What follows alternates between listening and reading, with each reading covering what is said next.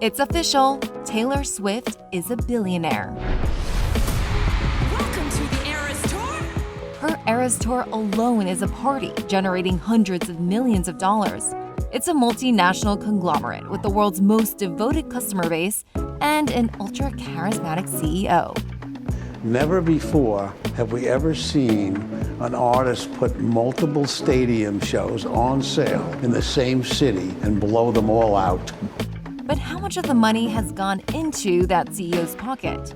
We've crunched the numbers to come up with the most definitive account yet of Taylor Swift's wealth. And here it is.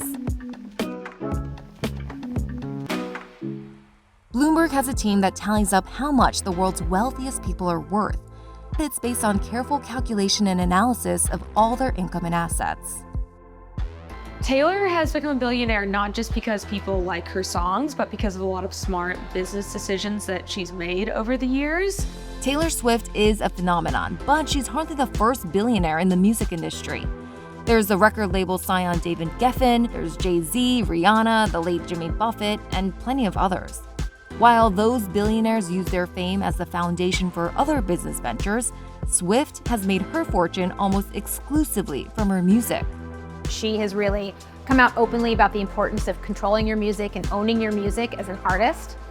So where exactly does her wealth come from? Let's start with streaming. The rise of Spotify, Apple Music, and others has created a resurgence in the recording industry. We estimate that her total income from streaming is $175 million. Clearly not a number to sniff at, but one reason it's not bigger is because of the way royalties are distributed.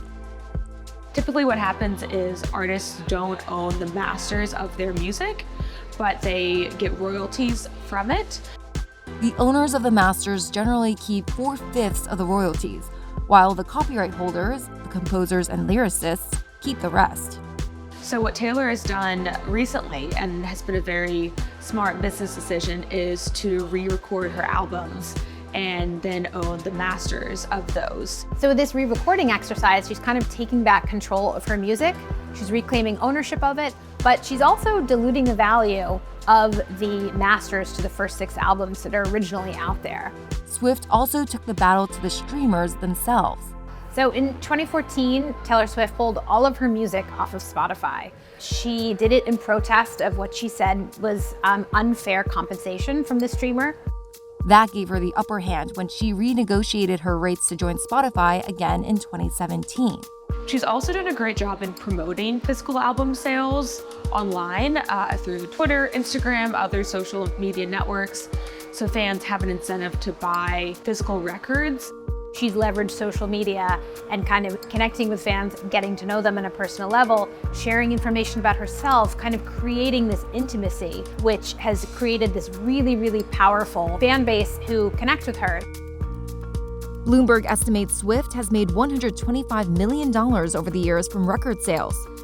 She also made strong strategic choices at the negotiating table. In 2018, she left her longtime record label, Big Machine, to go independent. She negotiated a new contract with Universal Music Group in 2018 that allows her to take a larger share of the royalties. The biggest part of her earnings is undoubtedly her concert revenue. Taylor Swift's concerts have generated at least $1.6 billion, and that is only ticket sales. That's not including merchandise. She's done 6 tours over the years since 2009, most recently the Eras Tour. It came right as everyone was starved for live events. People were coming out of the pandemic and really wanted a chance to gather in person and celebrate. And there are people that are willing to spend anything and everything to get a chance to see her. A splurge for sure, but we're glad to do it. We've just been trying without mortgaging the house. Of course, she doesn't keep all of that money. We estimate that Taylor nets about 35% of the ticket sales as profit, about $500 million from touring over the years. Her tours, her record sales, and streaming royalties are all earnings, but she also has assets, including her recording catalog. There's the master's rights, then there's the publishing rights. Catalog is a collection of songs, all grouped under one artist.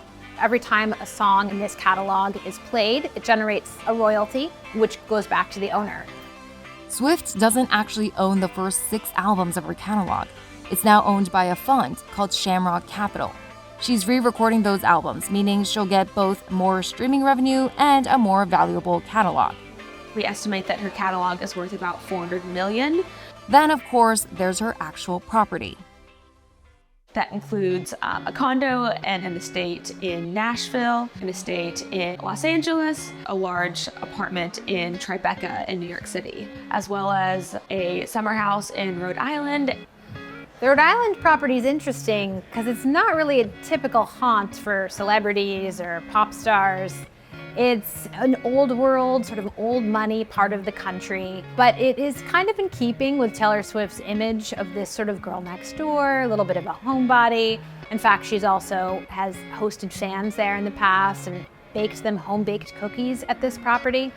Making bulk batches of chocolate chip and toasted coconut cookies for The total value of her properties is about $110 million.